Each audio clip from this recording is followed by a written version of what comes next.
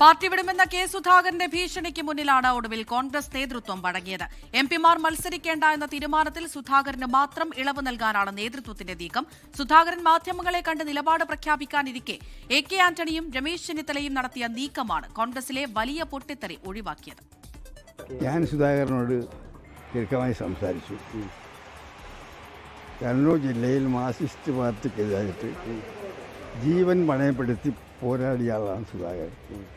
അതുകൊണ്ട് ഒരിക്കലൊരു മൂന്നാമത് ഭരണം അവർക്കുണ്ടാകാനുള്ള സാഹചര്യം ഉണ്ടായിരുന്നു. എന്ത് പ്രയാസം ഉണ്ടെങ്കിലും പാർട്ടിയുടെ തീരുമാനം അനുസരിക്കണം എന്ന് ഞാൻ അദ്ദേഹത്തോട് അഭ്യർത്ഥിച്ചിട്ടുണ്ട്.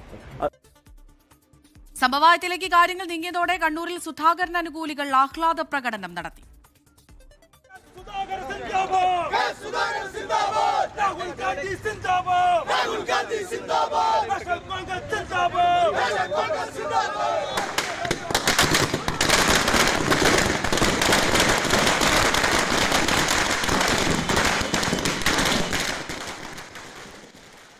അതേസമയം കണ്ണൂർ DCCയിൽ കെ സുധാകരൻ ടി.ഒ. മോഹനൻ അനുകൂലികൾ തമ്മിൽ നേതൃയോഗത്തിൽ രൂക്ഷമായ വാക്കുതർക്കമുണ്ടായി. കെ സുധാകരൻ ഡൽഹിയിൽ തുടരും. ഇന്ന് കേരളത്തിലേക്ക് മടങ്ങാനിരുന്ന സുധാകരൻ യാത്ര നാളത്തേക്ക് മാറ്റി.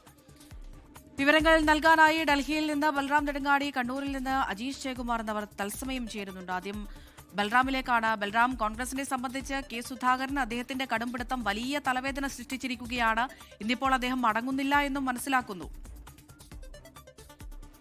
അമൃത, കഴിഞ്ഞ മണിക്കൂറുകളിൽ കേരളത്തിലെ കോൺഗ്രസ് രാഷ്ട്രീയത്തെ ഏറെ പ്രതിസന്ധിയിലൂടെ നടത്തിയത് കെ സുധാകരന്റെ നിലപാടുകളാണ്. ഈ എംപിമാർക്ക് സീറ്റ് നൽകേണ്ടതില്ല എന്ന പാർട്ടിയുടെ ഹൈക്കമാൻഡിന്റെ തീരുമാനം, അതിനെ പോലും വെല്ലുവിളിക്കാൻ സുധാകരൻ രംഗത്ത് വരികയും അത് പാർട്ടിക്ക് തെരഞ്ഞെടുപ്പിൽ കടുത്ത തോതിൽ പ്രതിസന്ധി ഉയർത്തും എന്ന് നേതൃത്വത്തിന് ബോധ്യപ്പെടുകയും ചെയ്ത ഒരു പശ്ചാത്തലത്തിലാണ് സുധാകരനെ അന്വയിപ്പിക്കാൻ വീണ്ടും ശ്രമമുണ്ടായത്. കെ സുധാകരനുമായി ഇന്ന് രമേശ് ചെന്നിത്തലയും ഒപ്പം തന്നെ എ.കെ. ആന്റണിയും സംസാരിച്ചു.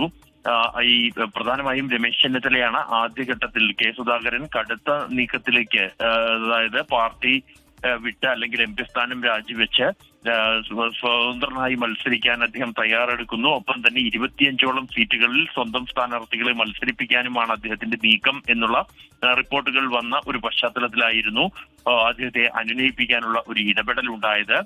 രമേശ് ചെന്നിത്തല അദ്ദേഹത്തോട് ഇന്ന് മാധ്യമങ്ങളെ കാണരുത് തൽക്കാലത്തേക്ക് എന്നും ഇക്കാര്യങ്ങൾ വീണ്ടും അദ്ദേഹത്തിന് അനുകൂലമായി അല്ലെങ്കിൽ അദ്ദേഹത്തിന്റെ ആവശ്യങ്ങൾക്ക് അനുസൃതമായി പരിശോധിക്കാം എന്നുമുള്ള ഒരു അഭ്യർത്ഥന മുന്നോട്ട് വെച്ചതിന്റെ അടിസ്ഥാനത്തിൽ ഇന്ന് മാധ്യമങ്ങളെ കാണാനുള്ള ഒരു തീരുമാനം സുധാകരൻ തൽക്കാലത്തേക്ക് മാറ്റിവെക്കുകയായിരുന്നു. തുടർന്ന് നടത്തിയ തുടർ ചർച്ചകളിൽ അത് എ.കെ. ആന്റണി അദ്ദേഹവുമായി ഫോണിൽ ദീർഘനേരം സംസാരിച്ചിരുന്നു. അദ്ദേഹത്തിന്റെ വിഷയങ്ങൾ, അദ്ദേഹം മുന്നോട്ട് വെച്ച കാര്യങ്ങളെല്ലാം തന്നെ സുദീർഘമായ സംഭാഷണത്തിൽ എ.കെ. ആന്റണി കേട്ടു. തുടർന്നാണ് ഈ അദ്ദേഹത്തോട് പാർട്ടിക്ക് ദോഷമുണ്ടാകുന്ന തരത്തിലുള്ള ഒരു നടപടി ഉണ്ടാകരുത് എന്ന അഭ്യർത്ഥന മുന്നോട്ട് വെച്ചത്. എന്തായാലും ഈ രണ്ട് നേതാക്കളുടേതടക്കമുള്ള ഇടപെടലിനെ തുടർന്നാണ് കെ സുധാകരന് അനുകൂലമായ നിലപാട് മാറ്റാൻ, അതായത് ഈ എംപിമാർ മത്സരിക്കേണ്ടെന്ന കാര്യത്തിൽ കെ സുധാകരന് മാത്രം ഇളവ് നൽകാനുള്ള ഒരു തീരുമാനത്തിലേക്ക് എത്തിയത്.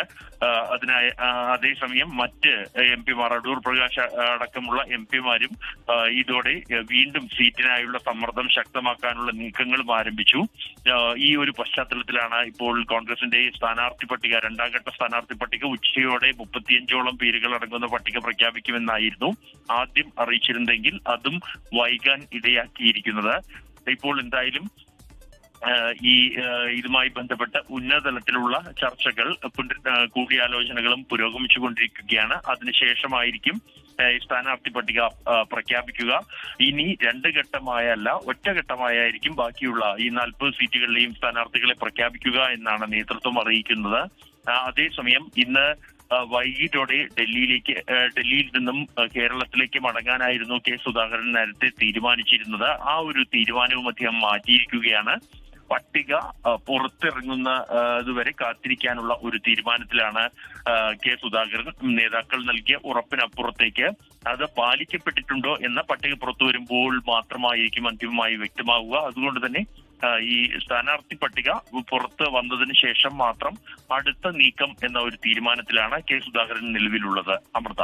ശരി, ഡൽഹിയിൽ നിന്നുള്ള വിവരങ്ങളാണ് ബൽറാം നെടുങ്ങാടി നൽകിയത്. കണ്ണൂരിൽ നിന്ന് അജീഷ് ജയകുമാർ കൂടി ചേരുന്നുണ്ട്. അജീഷ്, കണ്ണൂരിലേക്ക് വന്നാൽ നമുക്കറിയാം കൃത്യമായൊരു ഫാൻ ബേസ് ഉള്ള ഒരു നേതാവാണ് കെ സുധാകരൻ എന്നുള്ള കാര്യത്തിൽ യാതൊരുവിധ സംശയവുമില്ല. പക്ഷേ അദ്ദേഹത്തിന്റെ നിലവിലെ ഈ പ്രവൃത്തികളിൽ ഒരു വിഭാഗത്തിന് അതൃപ്തി ഉണ്ട് എന്നുള്ള കാര്യം വ്യക്തമാണ്. അത് തന്നെയല്ലേ ഇന്നിപ്പോൾ DCC യോഗത്തിലൊക്കെ നമുക്ക് കാണാൻ കഴിഞ്ഞത്?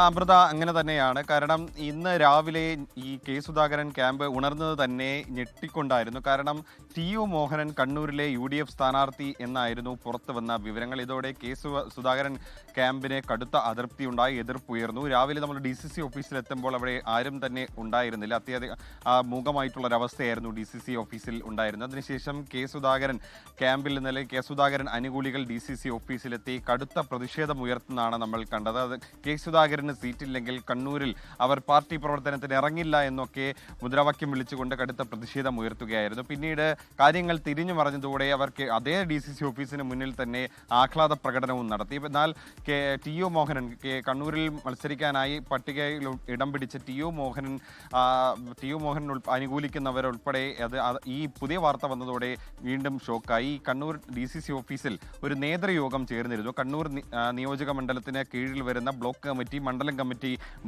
ഭാരവാഹികളുടെ യോഗമായിരുന്നു ചേർന്നത്. 2 ബ്ലോക്ക് കമ്മിറ്റികളും 10 മണ്ഡലം കമ്മിറ്റി ഭാരവാഹികളുമായിരുന്നു ഇതിൽ പങ്കെടുത്തത്. കൂടാതെ കണ്ണൂർ കോർപ്പറേഷൻ മേയറും ഈ യോഗത്തിൽ ഉണ്ടായിരുന്നു. അതിൽ ഭൂരിഭാഗം പേരും കെ സുധാകരനെ അനുകൂലിക്കുകയും ചിലർ TU മോഹനെ അനുകൂലിക്കുകയും ചെയ്തു. കെ സുധാകരന്റെ ഈ പിടിവാശി കണ്ണൂരിലെ വിജയസാധ്യതയെ പോലും ബാധിക്കുന്നു എന്ന തരത്തിൽ പരാമർശങ്ങൾ ഉണ്ടായിട്ടുണ്ട്. കൂടാതെ ചിലർ കെ സുധാകരനെ അനുകൂലിക്കുന്നവർ, യൂത്ത് കോൺഗ്രസിന്റെ ചില ഭാരവാഹികളൊക്കെ തന്നെ കെ സുധാകരനെ ചിലർ BJP ആക്കാൻ ശ്രമിക്കുന്നു എന്ന് TU മോഹനെ അദ്ദേഹത്തിന് അനുകൂലിക്കുന്നവരെയും ലക്ഷ്യമിട്ട് പറയുകയുണ്ടായി. അങ്ങനെ കടുത്ത പ്രതിഷേധവും വാക്പോരും വിമർശനങ്ങളുമൊക്കെ ഈ യോഗത്തിലുണ്ടായി.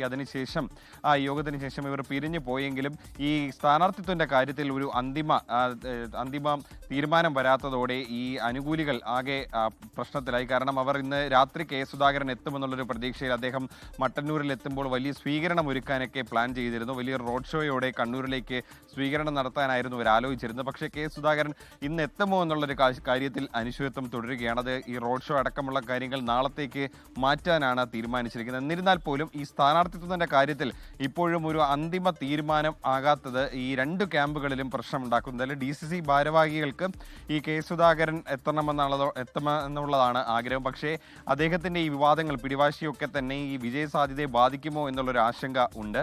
നിലവിൽ TU മോഹനൻ ക്യാമ്പും കടുത്ത അതൃപ്തിയിലാണ്. കാരണം അദ്ദേഹത്തിന്റെ പേര് പട്ടികയിൽ ഉൾപ്പെടുത്തിയതിന് ശേഷം കെ സുധാകരൻ ഇത്തരത്തിൽ എതിർപ്പ് ഉയർത്തിയതിനെതിരെ അദ്ദേഹത്തിന്റെ കൂടെ ഉള്ളവരും കടുത്ത അതൃപ്തിയിലാണ്.